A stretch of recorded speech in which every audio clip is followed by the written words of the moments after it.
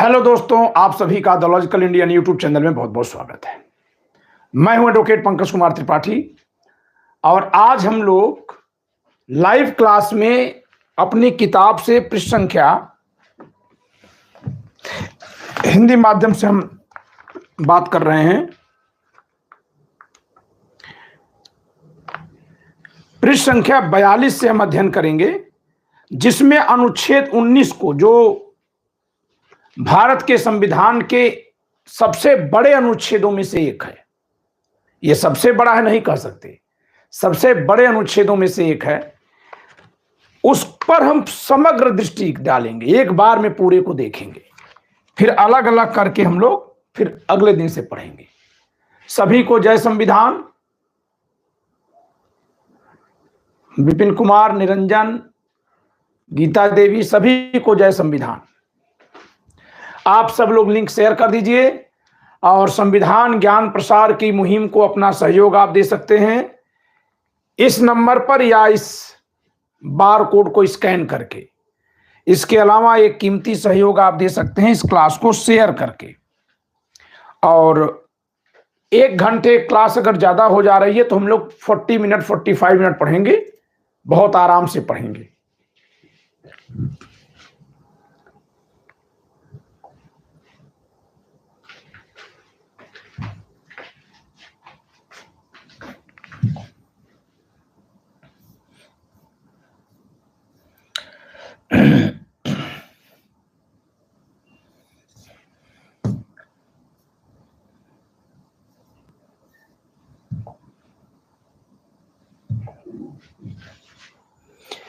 Page संख्या 42 हमारी किताब से हिंदी मीडियम में।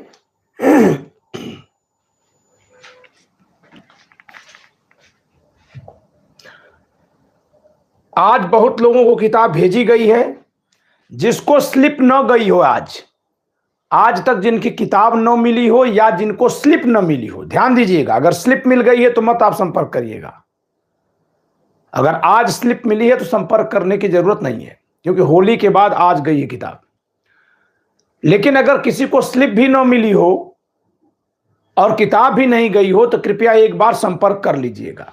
उसी नंबर पर व्हाट्सएप कर दीजिएगा जिस पर एड्रेस भेजे हैं आप, क्योंकि बहुत सारे लोग अपने मैसेज में डिसअपीयरिंग लगा के रखे हुए हैं। तो आप तो एड्रेस भेजते हैं, यहाँ डिलीट हो जाता है। अब वो डिलीट हो गया सब कुछ, स्क्रीनशॉट वगैरह सब, तो खोजना मुश्किल हो जाता है। वैसे तो सावधानी बरती जाती है, लेकिन है ऐसा हो जाता है।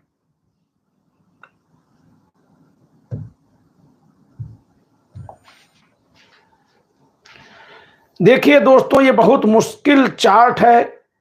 इसको हमने बहुत विधिवत यहां बनाया है कि एक बार में आर्टिकल 19 को देखा जा सके। अनुच्छेद 19 काफी बड़ा अनुच्छेद है। आप सब अधिकतम लोग जुड़ जाइए, शेयर कर लीजिए, फिर हम इसको पढ़ाते हैं। इसके पहले कि हम इस अनुच्छेद को पढ़ाएं, एक बार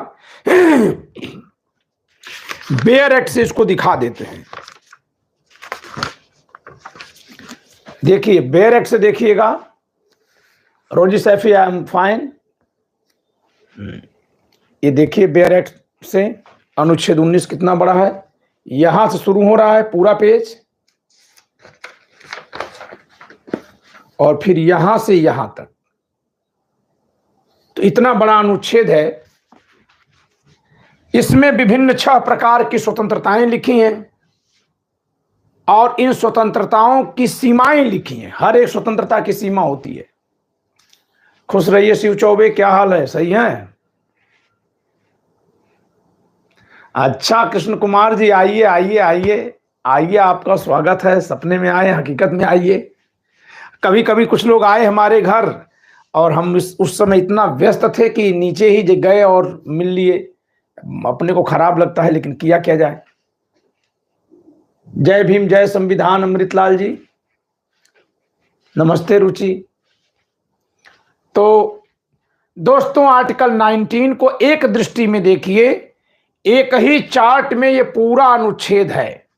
मैं अपनी किताब खरीदने के लिए, रखने के लिए क्यों कहता हूं? भारत भर में रिकॉर्ड है इसमें। इस क्लास में तमाम लोग हैं जो जज की तैयारी करते हैं। कोई ऐसी किताब नहीं लिखी है जिसमें इस तरह से लिखा गया हो। हाँ, इससे अलग लिखा है, लेकिन चार्ट फॉर्म में कहीं व्याख्या किसी किताब में नहीं है। एक्चुअली मैं चार्ट बनाकर ही पढ़ाता हूं, ये मेरे पढ़ाने की शैली है, तो उसी चार्ट के हिसाब से किताब लिखी गई। लेकिन आम जनता इसको भी अपने आप नहीं समझ पाएगी। कारण यह है कि अगर किसी को हल दे देंगे, बैल दे देंगे, तो क्या वो खेत जोत लेगा? नहीं ना, ट्रेनिंग भी तो चाहिए। तो ऐसा नहीं है कि कोई चीज किसी को मिल जाए। अगर ऐसा होता तो नाई की दुकान पर लोग जाते और उस तरह लेकर के एक दूसरे का बाल दाढ़ी सही कर लेते, है कि नहीं? कैंची लेकर कर लेते। तो केवल उपकरण मिल जाने भर से नहीं काम चलेगा। लेकिन कितना भी एक्सपर्ट नाई हो, जब तक उसको कैंची और उस तरह नहीं मिलेगा, वो कैसे बाल काटेगा? तो इसीलिए समझने के लिए इसका भी होना जरूरी है। ठीक है? किसका? आपके हाथ में किताब का होना जरूरी है। तो आप लोग किताब जरूर मंगवा लीजिए। जिनके पास अभी नहीं पहुंची है और पैसा जिन्होंने जमा कर दिया है, सबकी किताब भेजी जा चुकी है। अगर किसी को स्लिप न भेजी गई हो, स्लिप का मतलब पोस्ट ऑफिस की, तो वो कृपया संपर्क कर लेगा। सभी को जय संविधान, सभी को गुड इवनिंग। मैं सबका नाम नहीं पढ़ पाऊंगा।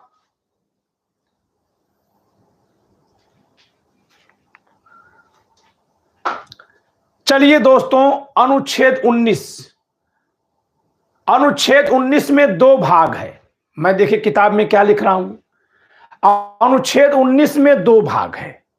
ये 2 भाग हमको दिखेगा, आपको नहीं दिखेगा। आप देखेंगे तो आपको 1 2 3 4 5 6 भाग दिखेंगे। हाँ, सही बात है रोजी भाई। किसी को बता दिया जाए कि ये बाइक कैसे चलती है, उसको बाइक चलाने आती नहीं थी, बोला गया एक्सीलेटर है, ये क्लच है, ये ब्रेक है, और इसके बाद बस लेकर चलो, गियर बदलते जाओ, तो क्या चला लेगा क्या? Thank you Krishna Kumar ji. हाँ, थैंक यू उमेश सिंह जी। एक बात बीच में रुक कर बोलूंगा कि लोगों को लग रहा है कि इस समय संविधान को मनुवाद से खतरा है। इस क्लास में तो मैं नहीं बोलूंगा, लेकिन शायद जिनको मनुवादी कहा जाता है और जो लोग होते भी हैं मानसिकता से, उनको भी नहीं अंदाजा है कि कितना बड़ा खतरा है इस समय देश में। ऐसी ऐसी बातें हैं। बस लोग एक दूसरे पर ब्लेम करके खतरे को इसके सिर से उसके सिर पर टाल रहे हैं, या जो गोदी मीडिया के चश्मे से सब कुछ देख रहे हैं, उसी के आंख से देख रहे हैं। उनको समझ में ही नहीं आ रहा है कि कहीं कुछ खतरा भी है। वो एकदम से बढ़िया बढ़िया देख रहे हैं, फील गुड में है। खतरा बहुत ज्यादा है, बहुत ज्यादा है। इतना ज्यादा है कि आप सोच नहीं सकते।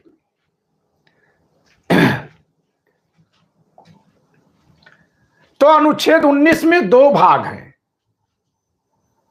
2 भाग कैसे हैं? आप कहेंगे सर हम तो बैरट लेकर बैठे हैं। बैरट का मतलब जो संविधान का वो है कि सर हम तो बैरट लेकर बैठे हैं, इसमें तो 6 भाग हैं, 1 2 3 4 5 6। जी हां, तो उन 6 भागों को 2 वर्गों में बांटा जाता है। खंड 1, 6 खंडों को 2 वर्गों में बांटते। खंड 1 क्या है? स्वतंत्रताएं। अनुच्छेद 19 में प्रदत्त स्वतंत्रताएं खंड 1 में है।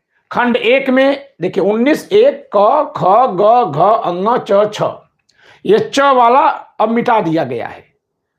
तो इसको अगर हटा देंगे तो 1 2 3 4 5 और 6, पहले 7 स्वतंत्रताएं थी, अब 6 स्वतंत्रताएं हैं। तो खंड 1 में, अनुच्छेद 19 में कुल कितने खंड हैं? 1 2 3 4 5 6, 6। मैंने क्या कहा कि 6 को 2 क्लास में बांटिए।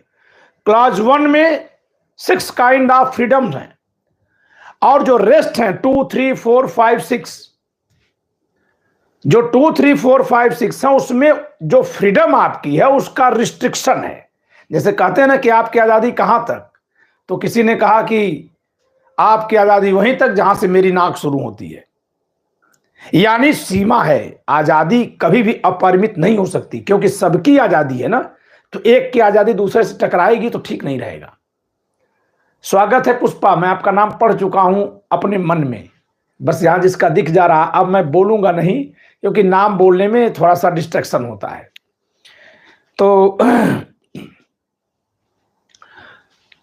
तो दोस्तों, खंड 1 के क ख ग घ अंग च से छोड़ दीजिएगा। 6 में विभिन्न 6 प्रकार की स्वतंत्रताएं हैं, फ्रीडम, और ये केवल नागरिकों को मिलेंगी, भारत के नागरिकों को, ये विदेशियों को नहीं है। कौन कौन सी 6 स्वतंत्रताएं हैं इसको देखेंगे। और खंड 2, 3, 4, 5 और 6, इनमें क्या है, इन स्वतंत्रताओं पर प्रतिबंध। देखिए, जैसे ये है कोई वृत्ति, उपजीविका या कारोबार करने की स्वतंत्रता, अनुच्छेद 19 के खंड 1 के उपखंड 6 में इस पर प्रतिबंध क्या है, साधारण जनता के हित में आवश्यक वृत्ति या तकनीकी अर्हताएं विहित करना, राज्य के पक्ष में पूर्णतया भागता एकाधिकार का सृजन। ये 3 प्रतिबंध है। साधारण जनता के हित में क्या है कि मान लेते हैं कि कोई विशेष प्रकार का भोज्य पदार्थ बेचने का कार्य नहीं करना है, मान लेते हैं, प्रतिबंध हो गया। जैसे वेश्यालय चलाना, यह भी एक व्यापार है ना, व्यापार। अफीम बेचना व्यापार है, लेकिन साधारण जनता के हित में राज्य उसको रोक सकता है, तो रोक दिया। तो राज्य जो है साधारण जनता के हित में प्रतिबंधित कर सकता है। अगला कि वकालत, डॉक्टरी, ये क्या है, एक प्रैक्टिस है, एक पेशा है। तो क्या करना है, पेशा है, यहां लिखा कोई वृत्ति, उपजीविका या कारोबार की स्वतंत्रता। तो वृत्ति का मतलब वही वकालत, डॉक्टरी, ये सब। तो हम चले गए, हमको वकील बनना, हम जा रहे हैं, नहीं, ऐसे नहीं जा पाएंगे। इसको प्रतिबंधित किया जाएगा कि ये वही लोग कर पाएंगे जो इसके लिए आवश्यक योग्यता रखेंगे। कुछ ऐसे कारोबार हैं कि उसके लिए लाइसेंस लेना, जैसे डॉक्टर के लिए, एडवोकेट के लिए।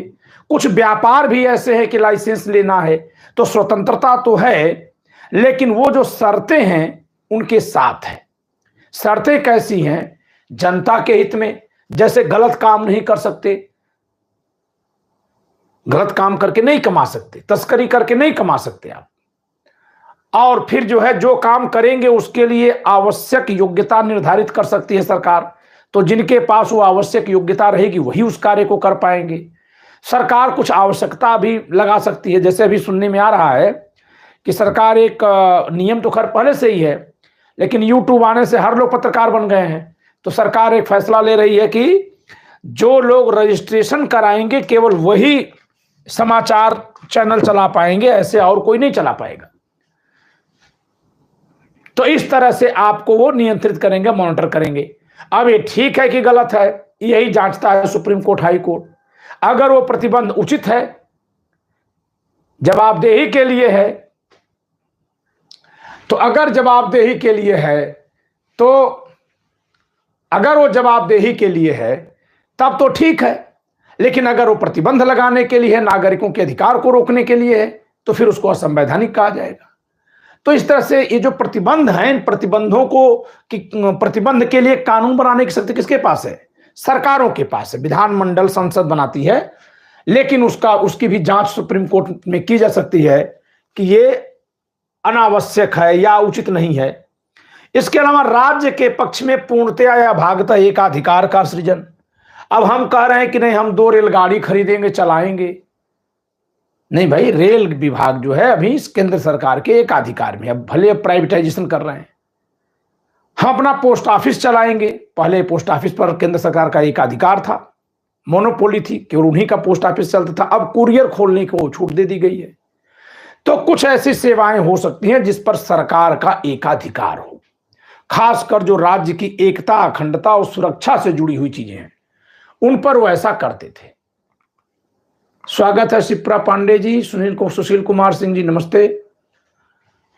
तो इस तरह से आप, ये 3 प्रतिबंध हैं। तो ये हमने एक जगह दिखाया। ऐसे ही सभी स्वतंत्रताओं पर प्रतिबंध है। जैसे ये है, भारत में कहीं भी घूमने की स्वतंत्रता, अबाध संचरण की स्वतंत्रता, कहीं भी घूमने की। और एक घ में है, अंग में है, भारत में कहीं बसने की स्वतंत्रता। तो अब कहीं बसने की स्वतंत्रता का मतलब क्या है? लाल किला के भीतर खाली जमीन, हम यहीं घर बना के रहेंगे? नहीं रह सकते भाई। अच्छा ठीक है, जंगल में जो आदिवासी इलाके हैं, हम उनके बीच में जाकर रहेंगे? नहीं, कुछ दिन के लिए अगर वो रहने दे रहे हैं शांतिपूर्वक तब तो ठीक है, लेकिन आप निवास बनाकर नहीं रह सकते। तो यही यहां पर प्रतिबंध क्या क्या है? कहीं भी जो घूमने की स्वतंत्रता है या बसने की स्वतंत्रता है, इस पर ये दो प्रतिबंध है। साधारण जनता के हित में, तो एक तो प्रतिबंध है साधारण जनता के हित में, जैसे आपको जाने की आजादी है, लेकिन जब कहीं सड़क पर किसी मंत्री को निकलना होता तो सड़क ब्लॉक कर दी जाती है, उनको निकलने के बाद आपको छोड़ा जाता, तो आजादी आपकी रोक दी जाती है। जनता के हित में, क्योंकि जनता के प्रतिनिधि हैं, उनकी सुरक्षा के लिए। वैसे वो बहुत उचित नहीं है, लेकिन चल रहा है तो माना ही जा रहा है। कुछ दिन बाद इसके खिलाफ विद्रोह हो जाएगा, लेकिन ये तब होगा जब हर कोई हर पार्टी से सवाल करेगा।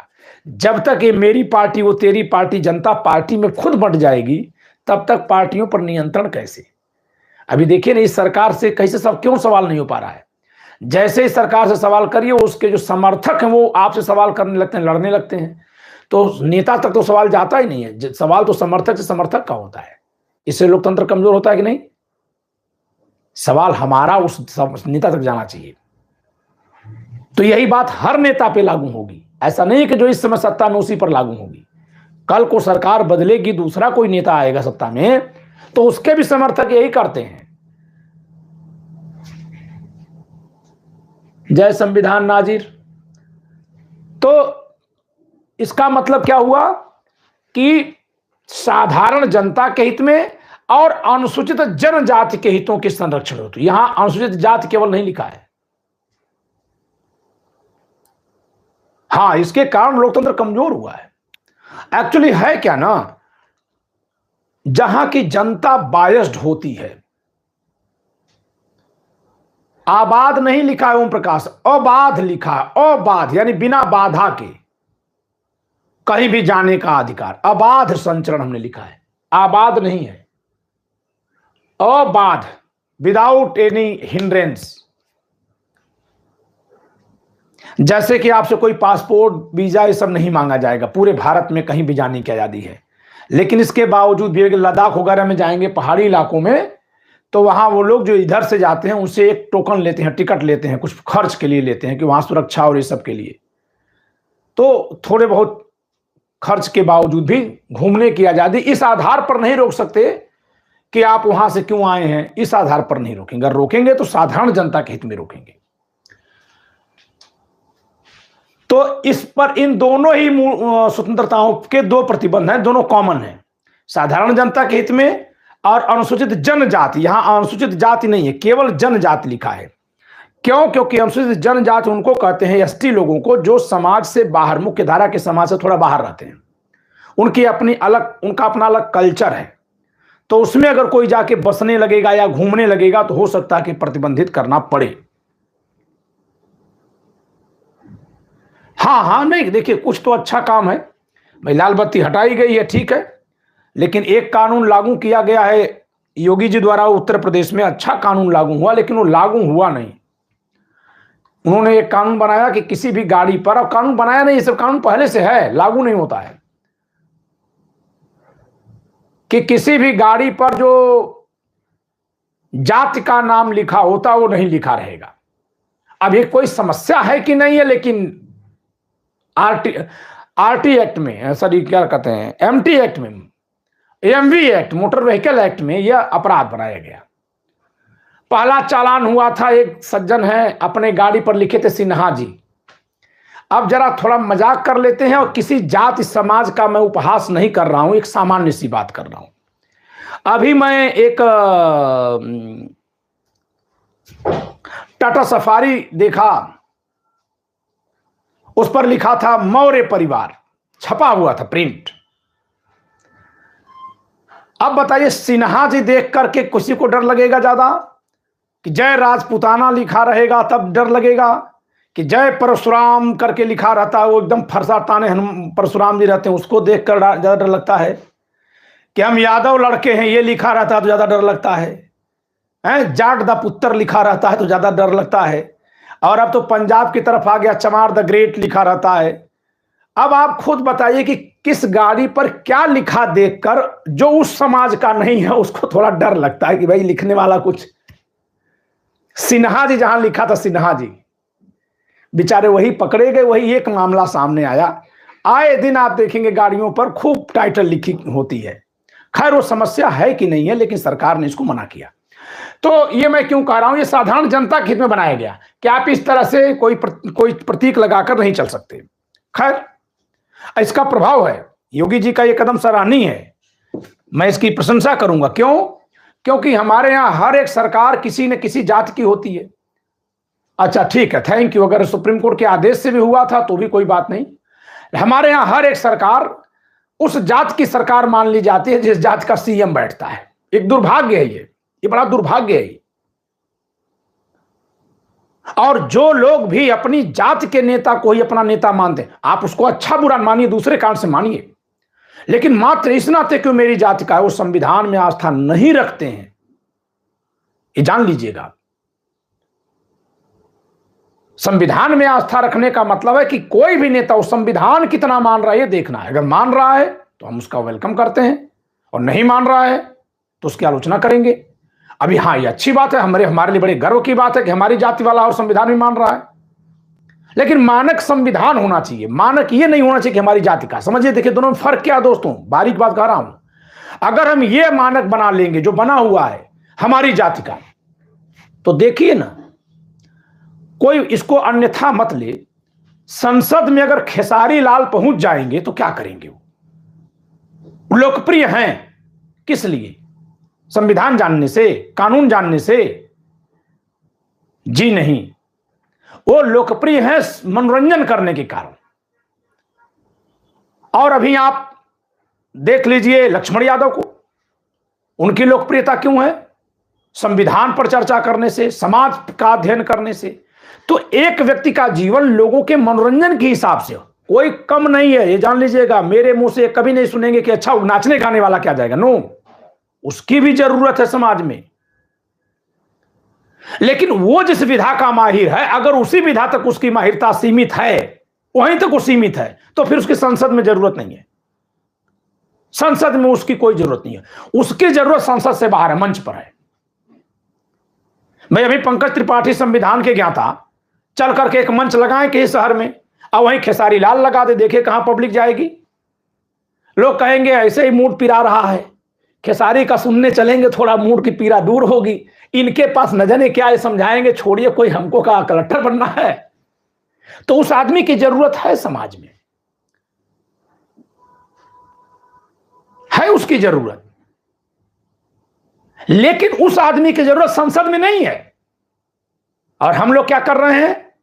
सरकार में बैठे लोग, हम ही लोग नहीं, ये जो सरकारों में बैठे लोग हैं उनको वोट चाहिए। वो जान गए अच्छा खेसारी लाल का गाना सुनते हैं, हाँ अब इन पे फिदा हैं। अरे फिदा गाना तक रहिए भाई।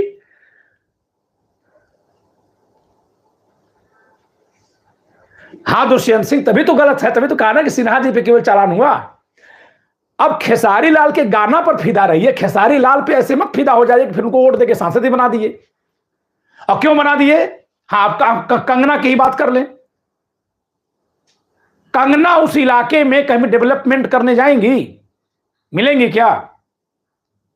उनको आप एज एन एक्ट्रेस देखिए, उनकी कला का आनंद लीजिए, उनके अभिनय की बात हो। अगर वो अपने को नेता के रूप में ले आती हैं तो फिर जनता के मुद्दों पर उनकी कितनी पकड़ है, कितनी समझ है, कितना वो बात समझ पाती हैं, तब तो बहुत बढ़िया, सही है।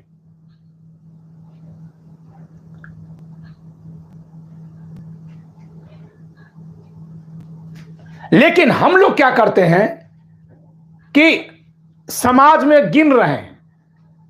आजकल ये बहुत तेज चलन चला है, और जब से ये चलन चल गया तब से संविधान और कमजोर हुआ है। क्योंकि संविधान को सबसे पहले रखवाली कौन करेगा? जो सरकार में हमने बैठाए हैं जिनको।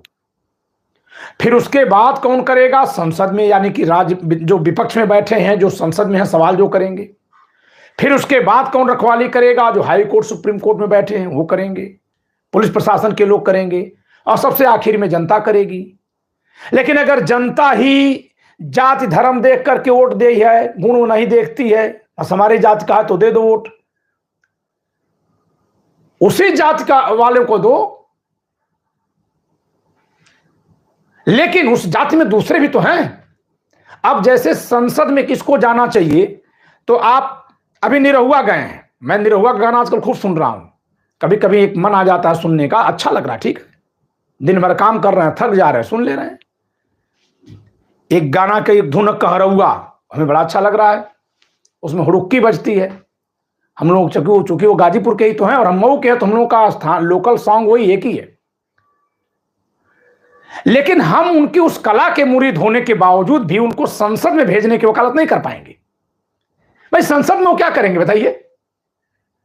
वो ये देखेंगे कि अच्छा उनके नेताजी हाथ उठा दिया, हाँ हाथ उठा देंगे, तो इसका ऐसे प्रतिनिधि क्यों भेज रहे हैं आप? उनको आप 5 लाख रुपए पर एक दिन बुलाइए, कार्यक्रम करवाइए। हां, ये मोदी की ही पसंद नहीं है, समझिएगा, ये धीरे धीरे मोदी ने तो उसको बढ़ा दिया, लोकतंत्र के जितने मानक हैं सबको उन्होंने खराब कर दिया। वो जनता से ऐसे ऐसे नमूनों को ले आए जो खुद से जनता में थोड़ी ऊर्जा बटोरे थे, जिनका तर्क से और अन्य चीजों से कोई वास्ता नहीं था। लेकिन जनता की कमी क्या है कि उसने देखा, अच्छा हमारी जाति वाला आ गया, अरे बहुत बढ़िया गायक, इसको भेजो, तो फिर कौन नहीं सुना जाएगा? प्रोफेसर रतनलाल, कल वो आदमी क्या शानदार बात कर रहे थे, मैं चैनल पर सुन रहा था, कि लोग समझ ही नहीं पाए कि संविधान बनाने का मतलब क्या था। इतने पीएसयूज बने, पब्लिक सेक्टर यूनिट्स, सरकारी नौकरियां पैदा हुई, बिजली बनी, सड़क बनी, और लोग कहते हैं वो सब संविधान था ही नहीं। तो क्या है संविधान बताओ? वो आदमी कितना गजब का सवाल कर रहा है, और मुझे बहुत ताज्जुब हुआ कि लोग सूंघ लिए हैं कि ये इस पार्टी की सरकार के खिलाफ है। ये जान लीजिए, मैं खरी खरी बोल रहा हूं। इस नाते उतना अच्छा व्याख्यान देने वाले को सुनने वालों की संख्या 5000, 7000, 8000, उनका सारा वीडियो यहीं तक है। जानते सब है लेकिन वीडियो नहीं देखते। मतलब कहीं से ज्ञान की बात ना आए, पहले ही आंख मूंद लो। तो खैर चलिए, जब आंख मूंदेंगे तो फिर हाहाकारी नेता आता है, एकदम से फूल बरसाते, एक से हेलीकॉप्टर से उतरता है, एकदम फिल्म में देख करके खुश। हां, मोदी की पसंद कंगना नहीं है विपिन कुमार जी, आप गलत हैं। मोदी की पसंद कंगना नहीं है, जनता की पसंद कंगना है। मोदी ने समझ लिया कि जनता क्या पसंद करती है, ये जान लीजिए आप। मोदी उस चीज को जान लेते हैं एक नेता के नाते जो जनता पसंद करती है। और लोग चाहते हैं, सत्ता में बैठने वाले नेता जो चाहते हैं कि सत्ता खूब मिले, वो जनता को जागरूक नहीं करते। वो जनता को चाहते हैं कि हल्की बातों को से में उलझी रहे। भाई कोई व्यक्ति नाचने गाने का प्रयास अपने दम पर करेगा और फिर उसको वोट दे दो, उसके सारे समर्थकों को वोट पा जाओ। जीत तो रहा है वो अपने दम पर, पता नहीं कि ये उनके दम पर, समझ ही नहीं पाएंगे कौन किसको कोई किसका वोट मिल रहा है।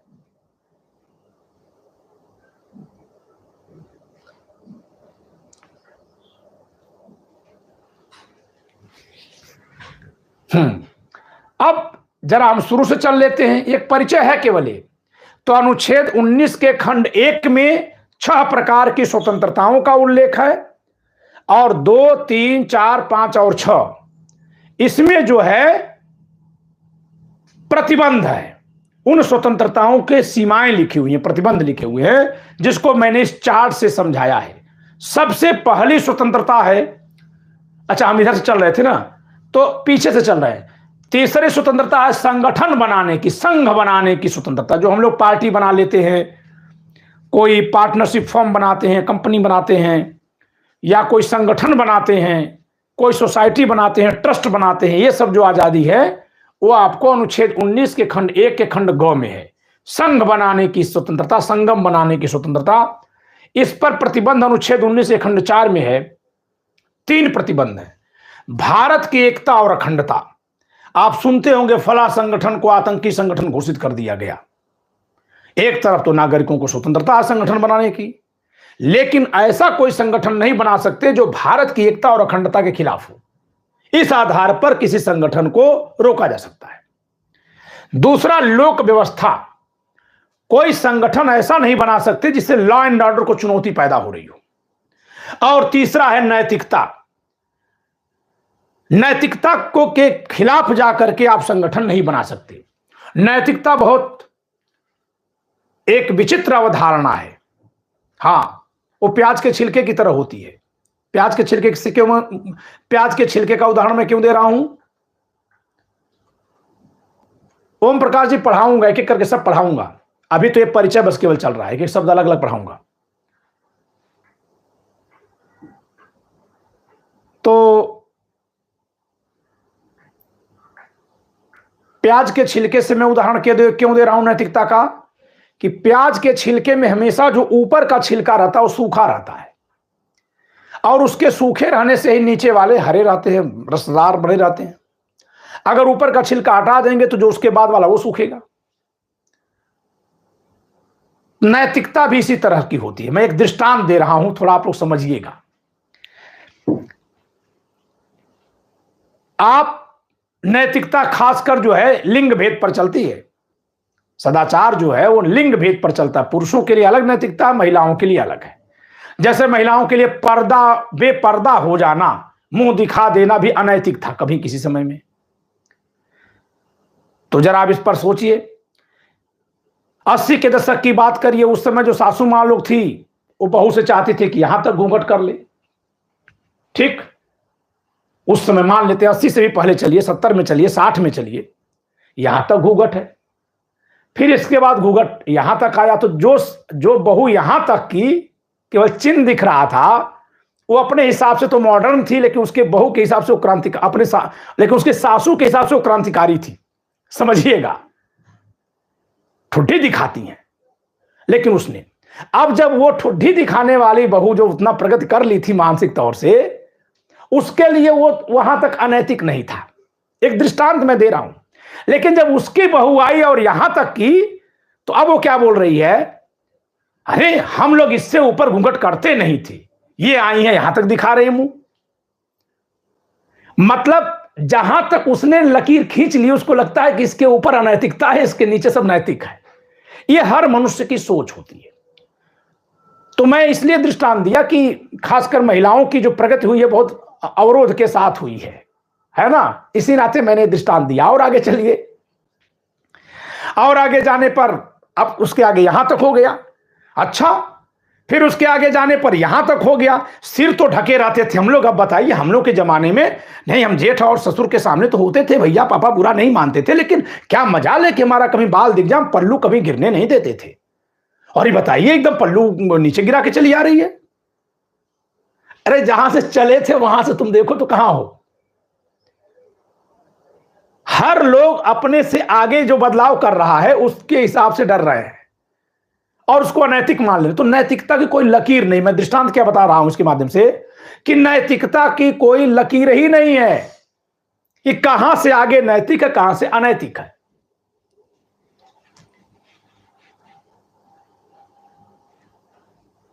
समझिएगा। तो उसी तरह से ये जो नैतिकता के आधार पर निर्बंधन, किसे नैतिकता माना जाए, ये बहुत विचित्र अवधारणा है। एक विद्वान ने कहा भी है कि नैतिकता जो है अनियंत्रित घोड़ा है। हर जज अपने अपने हिसाब से दौड़ा देगा, हर कानून निर्माता अपने अपने हिसाब से दौड़ाएगा। तो ऐसा होता है। अब जैसे कोई जज साहब हैं, उनकी बहू उनको सता रही है, उत्पात मचाई है,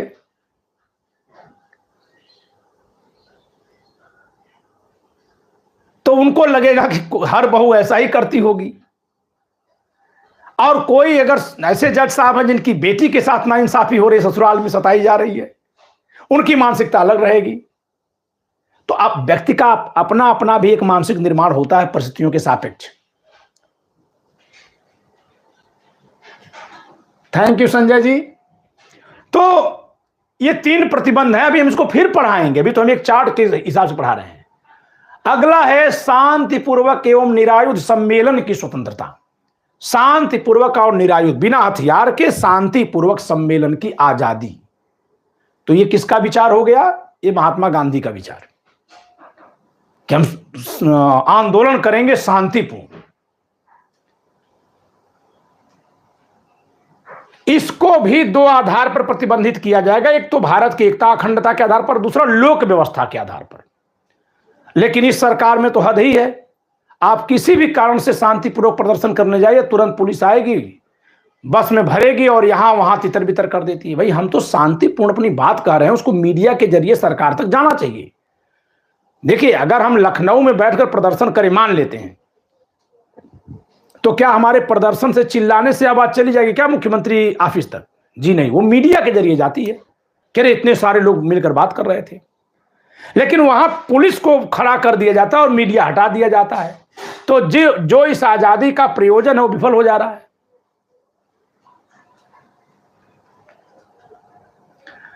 यूजर आईडी 45, बहुत अच्छी व्याख्या आप किए हैं। नहीं, ऐसी बहुत सारे, देखिए कहीं कहीं कानून, मैं इसीलिए उस पर नहीं जा रहा हूं, भी उपजीविका शब्द पे नहीं जा रहा हूं। मैं बताऊंगा, कहीं कहीं कानून में कई शब्द इसलिए डाल दिए जाते हैं ताकि कुछ छूटे ना। जैसे आईपीसी के अध्याय 8 है, उसमें लिखा है लोक शांति एवं लोक प्रशांति के विरुद्ध अपराध। लोक शांति, public peace and public tranquillity. तो public peace and public tranquillity दोनों लिख दिया गया। तो उसको हम लोग जब पढ़ाते हैं तो कहते हैं कि जैसे कह दिया ना कि अच्छे सच्चे सारे लोग चले आए। अब अच्छे और सच्चे, भाई सच्चा है तो अच्छा, अच्छा तो सच्चा है, लेकिन कह देते हैं ना ताकि कुछ बचे ना। तो कभी कभी इस तरह से शब्द लगाए जाते हैं। लोक व्यवस्था का मतलब वही कानून व्यवस्था, लॉ एंड ऑर्डर जिसको कहते हैं। आजकल जो पुलिस धरना नहीं देने देती है तो क्या कहती है? लोक व्यवस्था बिगड़ जाएगी, यानी यहां पे कानून व्यवस्था बिगड़ जाएगी। लोक व्यवस्था का मतलब कानून व्यवस्था, पब्लिक ऑर्डर जिसको कहते हैं। भगदड़ मच जाएगी, भीड़ हो जाएगी, अपराध हो जाएगा इसी में। ठीक है, आप नहीं करेंगे, आप शांतिपूर्वक सम्मेलन कर रहे हैं, लेकिन हो जाएगी। ये सब बहाने बना करके सरकार रोक रही है आजादी को इस समय। आधार तो यहां पहले से मौजूद था, लेकिन पहले आप खूब स्वतंत्रता का प्रयोग कर पाते थे, क्योंकि इसका सीमित प्रयोग करके सरकारें आपके शांतिपूर्ण सम्मेलन को नहीं रोकती थी। अब ये सरकार हर जगह 144 लगा दे रही है कि 4 से अधिक लोग इकट्ठा ना हो, और लोक व्यवस्था के ही नाम पे लगाई जाती है। लोक व्यवस्था का मतलब कि जैसे जनजीवन जो सामान्य रूप से चल रहा है वही लोक व्यवस्था है। तो लोक व्यवस्था चले, लोग आराम से आए जाएं, किसी को सड़क पे जाना, ट्रैफिक से जाना जा रहा है, आराम से लोग आ जा रहे हैं। अभी कहीं अपराध हो जाए, 2 बम फट जाए तो सब भीड़ भगदड़ मच जाती है, तो वो लोक व्यवस्था बिगड़ जाना कहते हैं। लोक का मतलब पब्लिक, व्यवस्था का मतलब जो सिस्टम चल रहा है। अब हम पीछे से पढ़ते हुए पहले वाले आजादी पर आ गए, जो सबसे महत्वपूर्ण है, वाक एवं अभिव्यक्ति की स्वतंत्रता। वाक बोलने, अभिव्यक्ति का मतलब भी प्रकट कर रहे हैं, भाई दोनों एक ही चीज है भाई। हाँ, एकता और अखंडता। एकता है नागरिकों की एकता, और अखंडता का मतलब जो राष्ट्र के हिस्सों में कहीं कोई हिस्सा टूटे ना। तो राष्ट्र की एकता अखंडता एक मनुष्यों के लिए है, एक इलाके के लिए है। वाक एवं अभिव्यक्ति की स्वतंत्रता, इस पर प्रतिबंध, सबसे ज्यादा प्रतिबंध के आधार इसी पर हैं। सबसे ज्यादा आधार पर इसे प्रतिबंधित किया जाता है, क्योंकि ये बोल ही जो है बहुत खतरनाक है, बहुत पावरफुल है। मनुष्य की क्षमताओं में सबसे बड़ी क्षमता उसकी बोलने की क्षमता मानी गई है। हां, आप बोलने के लिए सोचना पड़ेगा। स्वागत है मेहर जी, गुड इवनिंग।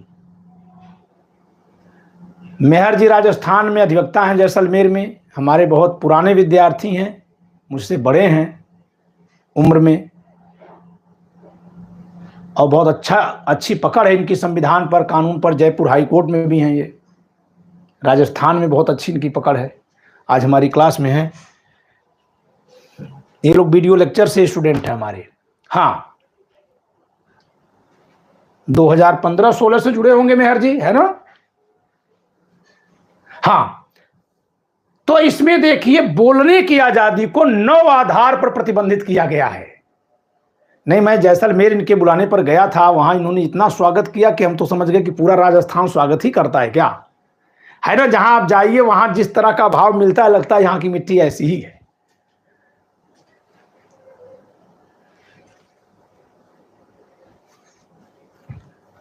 तो इसमें 9 आधार पर बोलने की आजादी क्योंकि सबसे खतरनाक है। नमस्ते, नमस्ते फ्रॉम उड़ीसा। बोलने की आजादी सबसे पावरफुल है और सबसे खतरनाक भी है। बोलने ही न देना तो गुलामी है, लेकिन इससे खतरा भी बहुत ज्यादा हो जाता है। अगर कोई धर्म जात के आधार पर बंटवारा करने लगे तो हो जाएगा। हुआ है, देश विभाजित हुआ। आप बताइए, जिस समय देश को अंग्रेजों से लड़ना था, हां, जिस समय देश को अंग्रेजों से लड़ना था, उस समय लोग आपस में लड़ गए आखिरी टाइम पर आकर। हां, कुछ उसी तरह से जैसे 2024 के चुनाव में सरकार से लड़ना था, आपस में लड़ गए यूपी में। और हद तो यह है कि मैं अगर वीडियो बना के कुछ लिख रहा हूं तो आप उसको क्यों नहीं कह रहे हैं, आप उसको क्यों नहीं कह रहे, जबकि उसी वीडियो में कह रहा हूं कि नेताओं के समर्थक आपस में लड़ेंगे, और फिर भी वो लड़ने में मेरे पर सवाल उठा रहे हैं। ईवीएम का मुद्दा क्यों रब बंद हो गया है पता है? जब नेता ही बिखर गए तो ईवीएम का मुद्दा किसके लिए चलाया जाएगा? कौन चलाएगा? देखिएगा, बिहार में लालू प्रसाद यादव पर हमला सबसे ज्यादा करेंगे नीतीश कुमार, रामविलास पासवान के बेटे चिराग पासवान, जीतन राम मांझी, ये लोग सबसे ज्यादा हमला करेंगे। उधर से उनका भी हमला इन्हीं पर होगा। जिस पर सबको मिलकर हमला करना था वो तो निकल लिया। यही हाल यूपी में, यही हाल महाराष्ट्र में। ये मत सोचिएगा यूपी बिहार वाले ना फौरन 85-15 पर चले जाते हैं। 90 से यही सब चल रहा है दिमाग में। उससे थोड़ा सा दूर उठकर सोचिए, क्योंकि ये नारा महाराष्ट्र में नहीं है जो पार्टियां तोड़ी गई हैं। लेकिन अब बताइए कि शिवसेना प्रमुख को सबसे ज्यादा तोहमतें कौन लगाएगा? बीजेपी वाले? नहीं, शिंदे गुट है ना। एनसीपी की विश्वसनीयता पर सवाल कौन करेगा? बीजेपी वाले ना, अजित पवार का गुट। लो,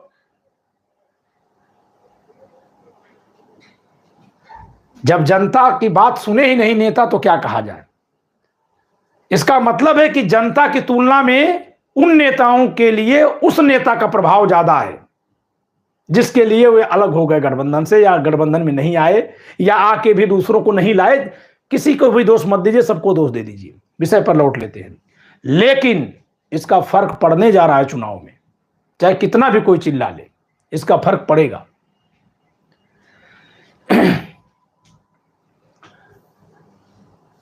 तो इस पर 9 आधारों पर प्रतिबंध है। पहला, भारत की एकता अखंडता के आधार पर। जरा देखिए, भारत की एकता अखंडता के आधार पर बोलने की आजादी भी प्रतिबंधित है, सम्मेलन करने की भी प्रतिबंधित है, संघ बनाने की भी प्रतिबंधित है। ये 3 भारत की एकता अखंडता के आधार पर प्रतिबंधित है।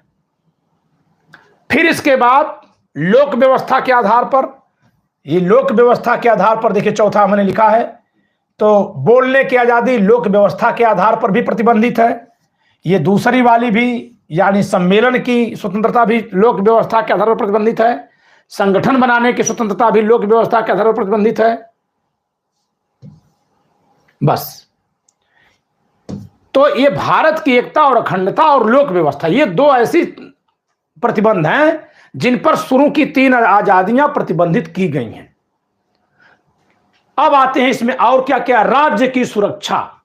बोलने में आप कुछ ऐसा नहीं बोल देंगे कि भारत की, देश की, या राज्य का मतलब देश है, कि देश की सुरक्षा संकट में आ जाए। कोई गोपनीय बात नहीं बता देंगे आप।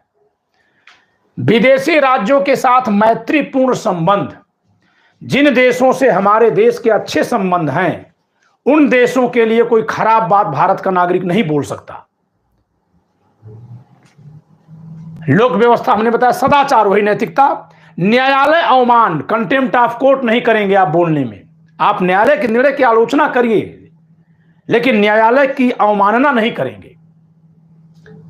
मानहानि, किसी दूसरे का अपमान नहीं करेंगे।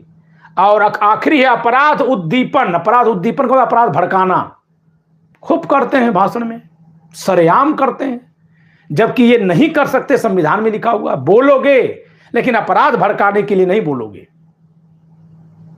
मैंने कल बताया था, अपराध बोलकर किया जाने वाला अपराध, बोलकर किया जाने वाला किसी का अपमान करना, मानहानि।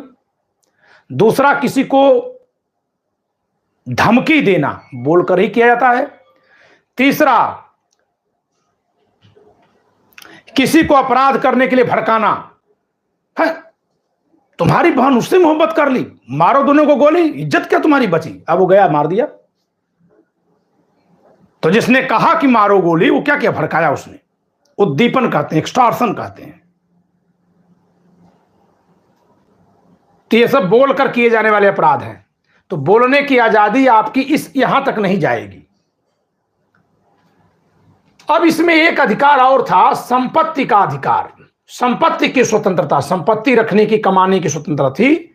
इसके बारे में क्या हुआ, यहां लिखा हुआ, इस अधिकार को 44वें संशोधन द्वारा निरसित कर दिया गया। परिणाम स्वरूप नागरिकों को इस संबंध में मूल अधिकार अब नहीं है। इस संशोधन द्वारा अनुच्छेद 300 को अंतः स्थापित किया गया। अंतः स्थापित का मतलब संविधान के अंदर स्थापित, यानी जोड़ा गया। अंग्रेजी में कहते हैं इंसर्ट किया गया।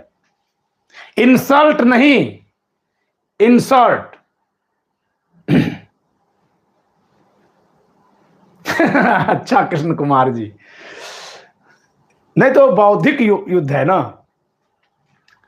अंतः स्थापित किया गया, जिसके अनुसार किसी भी व्यक्ति को अपनी संपत्ति से विधानमंडल द्वारा बनाई गई, यहां विधानमंडल से तात्पर्य संसद या राज्य के विधानमंडल,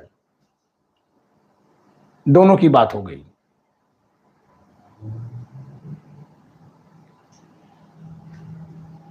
विधानमंडल द्वारा बनाई गई विधि द्वारा ही वंचित किया जा सकेगा, कार्यपालिका के आदेश से नहीं। और यहां बुलडोजर गिरा देता है कार्यपालिका के आदेश पर, कहता है अतिक्रमण है। तो अतिक्रमण है तो पहले जांच करवाओ, अदालत में जाने का मौका दो, नोटिस दो। ये कैसे हुआ कि अखबार में उसका नाम छप गया कि फला जगह अपराध किया और उसके बाप का घर अगले दिन गिर गया? अब तक कहां थे आप? सुनवाई का अवसर दीजिए। इसके अलावा अगर आपकी गलती से वो घर उस तरह बनाया तो उसमें सरकार को भी दोषी माना जाता है। वो कानून तो लागू ही नहीं हो रहा है। तो जिसके अनुसार किसी भी व्यक्ति को अपनी संपत्ति से विधानमंडल द्वारा बनाई गई विधि द्वारा ही वंचित किया सकेगा, कार्यपालिका यानी सरकार के आदेश से नहीं। अतः संपत्ति का अधिकार अब केवल संवैधानिक अधिकार है, न कि मूल अधिकार। मैं पहले भी बता चुका हूं आपको कि संपत्ति के अधिकार को मूल अधिकार की श्रेणी से हटा दिया गया है, लेकिन संवैधानिक अधिकार है। और संवैधानिक अधिकार के नाते भी, हाँ विजय सही कह रहे हैं, और संवैधानिक अधिकार भी बहुत महत्वपूर्ण अधिकार होता है। इसको कार्यपालिका आदेश से समाप्त नहीं किया जा सकता, ये मैंने यहां लिख दिया है। जबकि अब अगर आप अनुच्छेद 19 पढ़ेंगे तो ये खंड वहां मिलेगा ही नहीं। मैंने पूरी सूचना देने के लिए बात लिख दी। अब इसके अलावा और क्या क्या प्रतिबंध हैं यहां मैंने लिखा है। अनुच्छेद 19 में जो स्वतंत्रताएं हैं उसकी, उस पर प्रतिबंध है। तो यहां मैंने लिखा है कि संपूर्ण संविधान के अवलोकन से, यानी पूरे संविधान को जब देखा जाएगा, अभी तो अनुच्छेद 19 को केवल देखे, उसके खंड 2, 3, 4, 5, 6 को, तो उसमें प्रतिबंध मिले। इसके अलावा संविधान में और भी बहुत जगह प्रतिबंध है, जैसे आप इमरजेंसी डिक्लेयर हो जाए, युद्ध हो जाए, तो भी अधिकार समाप्त किए जाते हैं। तो यहां मैंने लिखा है कि संपूर्ण संविधान के अवलोकन से, अभी यही किताब का यही सब फायदा होता है। अगर आप बेयर एक्ट मंगाए हैं तो आप अलग अलग जगह पर पढ़ तो लेंगे, लेकिन एक दूसरे से जोड़ ही नहीं पाएंगे। हाँ, तो संपूर्ण संविधान के अवलोकन यानी इसको पढ़ने से, पूरे संविधान को पढ़ने से स्पष्ट है कि अन्य मूल अधिकारों की तुलना में अनुच्छेद 19 में उल्लिखित स्वतंत्रता विषयक सभी मूल अधिकार कई परिसीमाओं के अधीन है। मैं आपको बता दूं, अनुच्छेद 19 में जो स्वतंत्रताएं हैं 6 प्रकार की, सभी मूल अधिकारों की तुलना में सबसे कमजोर यही है। इनको कई आधारों पर प्रतिबंधित किया गया। एक तो अभी आपने जितने आधार इनके खुद हर जगह लिखे हुए वहां है, प्रतिबंधित हैं। अब तक जो मूल अधिकार पढ़े, कहीं प्रतिबंध पढ़े? नहीं पढ़े। ये जो स्वतंत्रताएं हैं, इनकी सीमाएं बहुत ज्यादा हैं। क्यों? क्योंकि स्वतंत्रताएं ये आपको जिंदगी को एंजॉय करने के लिए दी गई हैं। तो अपने एंजॉयमेंट के चक्कर में देश को, समाज को, किसी व्यक्ति को नुकसान न कर दें आप, इसलिए इस पर सीमाएं लगाई गई हैं। तो सीमाएं अनुच्छेद के 19 के खंड 2 से 6 तक तो हैं ही। अब आप देखिए अनुच्छेद 31 ग के अधीन प्रतिबंध। अभी अनुच्छेद 31 ग हम लोग पढ़ेंगे। उसमें क्या लिखा है?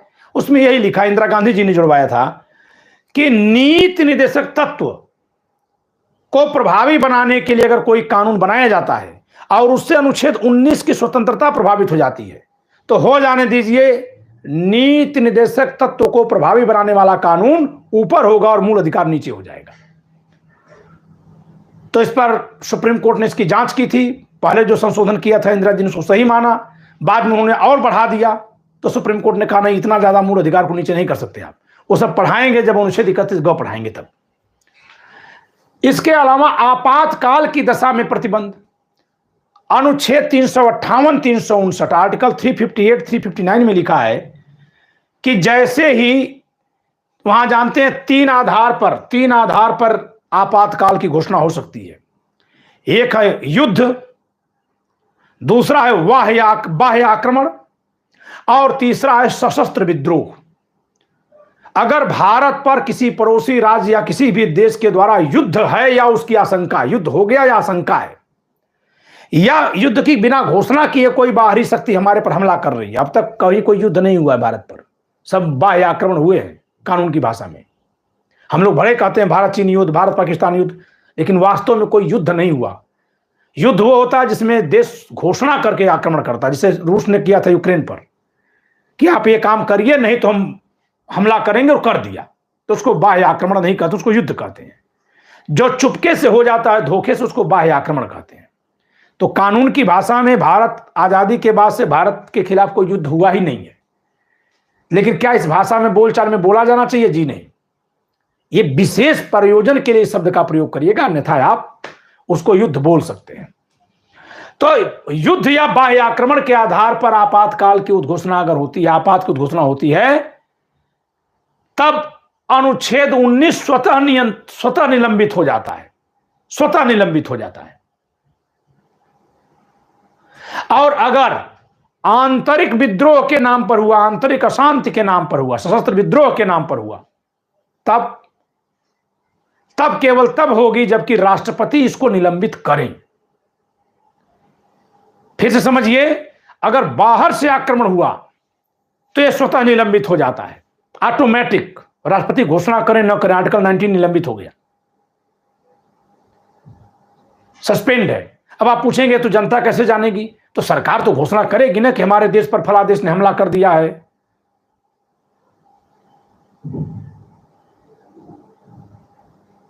सरकार तो अपने देश के लोगों को घोषणा करती है ना। फिर ये भी कहेगी कि आपात हम घोषित करते हैं। तो जैसे ही आपात की घोषणा करेंगे, सरकार घोषणा करेगी तभी आपात होगा, आक्रमण हो जाने भर से नहीं हो जाएगा। तो जैसे ही सरकार कहेगी हम आपात की घोषणा कर रहे हैं, युद्ध के आधार पर भारत के फला हिस्से में युद्ध हो रहा है इसलिए घोषणा करते हैं, वो घोषणा करते ही आर्टिकल 19 के मूल अधिकार समाप्त हो जाते हैं। समाप्त का मतलब सस्पेंड है। लेकिन अगर सशस्त्र विद्रोह के आधार पर आपातकाल की घोषणा की गई तब तो केवल घोषणा कर देने भर से आपातकाल के अनुच्छेद 19 निलंबित नहीं होता। राष्ट्रपति अलग से घोषणा जारी करके जब तक ये न कह दें कि और हम अनुच्छेद 19 को निलंबित करते हैं। तो अनुच्छेद 19 सबसे कमजोर माना जाता है इस मामले में, क्योंकि ये कई स्तर से प्रतिबंधित है। शेष दोस्तों हम लोग कल बात करेंगे। कल अब हम एक एक करके पढ़ाएंगे। वाक्य एवं व्यक्ति की स्वतंत्रता एक एक करके पढ़ाते जाएंगे। कोई खास नहीं है, हमने बहुत कुछ समझा दिया। अब ये तो जो तैयारी करने वाले लोग हैं उनके लिए है। फिर वही चीज मिलेगी, इसमें केसेज मिलेंगे।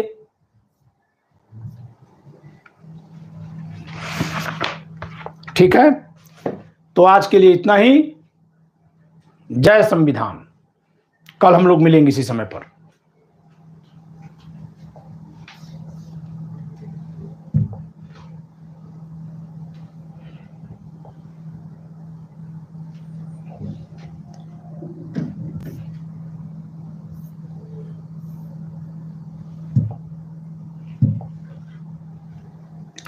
संविधान ज्ञान प्रसार की मुहिम को अपना सहयोग आप दे सकते हैं।